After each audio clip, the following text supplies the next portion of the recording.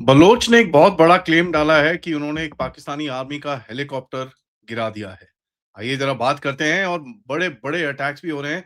Let's find out what's happening. नमस्कार, जय हिंद, जय Bharat and welcome to Dev talks. This is Aadi Achint. Baloch liberation front BLF ने claim करा है कि पाकिस्तान आर्मी का एक हेलीकॉप्टर गिरा दिया है नाल खुजदार रीजन के अंदर। नाल के अंदर खुजदार रीजन के अंदर मेजर अटैक्स चल रहे हैं और कहीं ना कहीं बलूचिस्तान का जो फ्लैश पॉइंट है उसमें आग बहुत बुरी तरह से लगी है। एक मेजर एस्केलेशन है जहां पर खुजदार के अंदर, जैसे मैंने आपको बताया, काफी जबरदस्त अटैक चल रहे हैं और पिछले 3-4 दिनों से चल रहे हैं, जब पूरा सबका फोकस चल रहा है पीओ जेके के अंदर। अब हुआ क्या है? हुआ ये है कि बलोच लिबरेशन फ्रंट ने बोला है कि एक पाकिस्तानी मिलिट्री का हेलीकॉप्टर हमने गिरा दिया है। पाकिस्तानी अथॉरिटीज उस तरफ बोल रही हैं कि नहीं नहीं, ये गिरा नहीं है, कोई मैल फंक्शन हो गया उस वजह से गिरा है, ये वो एंड ऑल दैट, आपको पता ही। तो इसका मतलब ये है कि ये जो भी चीज़ चल रही है बलूचिस्तान में, वो एक छोटा क्लैश नहीं है, वो कुछ बड़ा होने वाला था जिसमें बलोच ने इनकी घंटी बजाई है। बलोच ऑब्वियसली, बलोचों के पास इतनी एयर डिफेंस कैपेबिलिटी तो नहीं है, बट कहीं न कहीं कुछ एयर डिफेंस कैपेबिलिटी उनके हाथ में आई है, इसके बारे में हमको काफ़ी पुख्ता खबरें आई हैं। उनके पास शोल्डर फायर्ड मिसाइल्स भी हैं, आईआर सीकर और डायरेक्ट लाइन ऑफ साइट की सीकर की मिसाइल्स भी हैं, जिसमें वो फायर करते हैं और they have been firing at Pakistani army headquarters helicopters before also. पहले भी ये चीज़ें वो कर रहे हैं। अब होता क्या है कि अगर अब देखिए, पाकिस्तानियों को झूठ बोलने की तो पूरी आदत है कि भाई टेक्निकल माल फंक्शन की वजह से। कौन सा टेक्निकल माल फंक्शन तुम्हारा? बलोच ने ठोका है तुमको।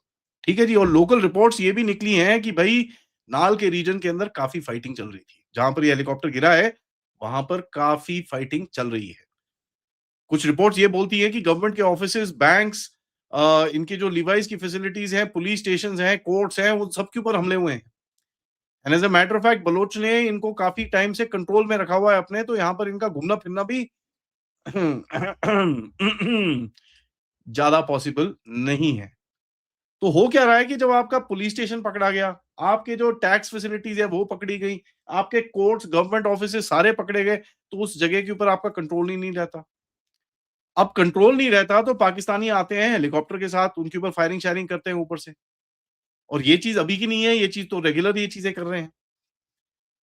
इसके ऊपर यहाँ पर ये कहते हैं कि ये टेक्निकल माल फंक्शन की वजह से गिरा है, व्हिच इज़ अनबिलीवेबल, क्योंकि ये बड़ा क्लियर है कि अगर वहाँ पर उस रीजन के अंदर फाइटिंग चल रही है, उस रीजन के अंदर इतनी डोमिनेशन है कि बलोच ने पूरी सिटी को अपने कब्ज़े में ले रखा है।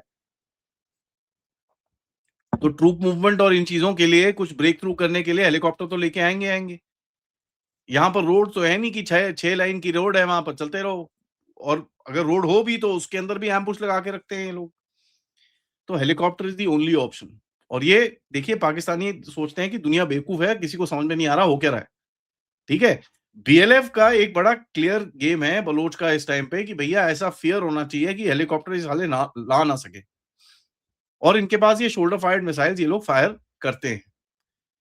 नाउ होता क्या है, पाकिस्तान का काउंटर नैरेटिव तो अब आपको पता ही है, ओ जी टेक्निकल माल फंक्शन। अब ये तो स्टैंडर्ड प्रैक्टिस है। पाकिस्तान खुले में आके बोल तो नहीं सकता ना कि भाई मेरा हेलीकॉप्टर ठोक दिया इन्होंने। क्योंकि फिर अगर ऐसा बोलेगा तो फिर लोग पूछेंगे भैया कौन-सा हथियार था? कहाँ से आया? किस तरह ठुका गया? कहाँ है भैया पायलट-पुलट, क्या हुआ उनका? अब होता क्या है कि जो एविडेंस है गिरा हुआ वहाँ पर, वो बलोच के हाथ में है। ठीक है जी? अब बलोच क्या प्रूफ निकालता है कि नहीं निकालता, ये तो समय ही बताएगा। और कितना उस चीज़ का कुछ बचा हुआ पता चले, हवा में मारा पूरा फट-फुट बर्बाद हो गया, तो क्या एविडेंस निकलेगा उसके अंदर से? तो हमको पता नहीं है एग्ज़ैक्टली हो क्या रहा है। नाल एक बड़ी इंपॉर्टेंट डिस्ट्रिक्ट है खुजदार के अंदर। खुजदार जो एरिया है उसके अंदर नाल बड़ा इंपॉर्टेंट डिस्ट्रिक्ट है। ये पेरिफेरल लोकेशन नहीं है, ये सेंट्रल बलूचिस्तान के अंदर है और बहुत ही सेंसिटिव जगह है ये। बाय द वे, खुजदार के अंदर एक गैरिजन बैठती है जहां पर पाकिस्तान के न्यूक्लियर वेपन्स रहते हैं, उनके जो ट्रक इरेक्टेड लॉन्चर्स, जो ग्राउंड फायर न्यूक्लियर वेपन्स हैं। तो ये उस सेंसिटिव एरिया के अंदर आके ये लोग अटैक कर रहे हैं। और आप देखिए, इस तरह के बलोच के ग्रुप्स आके इन जगहों के अंदर इतनी बुरी तरह से अगर इनको ठोक सकते हैं, तो आपको समझ में आना चाहिए कि इनकी लोकल डिफेंसेस का क्या हालत है। ये कोई रोड साइड एम्बुश नहीं है, किसी ने भैया गोली चला दी, वहां पर 6 सोल्जर्स मर गए, ऐसा नहीं है। जैसे आज सुबह पेशावर में हुआ, एक जगह पे टीटीपी ने जाके अटैक करा, 11 बंदे मारे, 7 बंदे उठा के ले गए इनके। ठीक है जी? तो ये वो नहीं है, दिस इज़ बलोच की एक्टिविटीज़ आर मच फर्दर, क्योंकि बलोच एक जगह पे जाते हैं, स्टेट के जितने सिंबल्स हैं उनको पकड़ लेते हैं, एडमिनिस्ट्रेटिव स्ट्रक्चर्स जो हैं उनको पकड़ लेते हैं, they force the army and police to withdraw from there. उसके बाद ये काउंटर अटैक भी नहीं करने देते इनको, इनकी इतनी डोमिनेंस वहां पर रहती है। तो बलोच की तरफ से बड़ा क्लियर मैसेज है कि साहब आप अपने पुलिस स्टेशन को बचा नहीं सकते, अपने गवर्नमेंट ऑफिसेज को बचा नहीं सकते, अपने कोर्ट्स को बचा नहीं सकते। पिछली बारी इन्होंने अटैक करा था, इनके डीसी उठा के ले गए थे ये।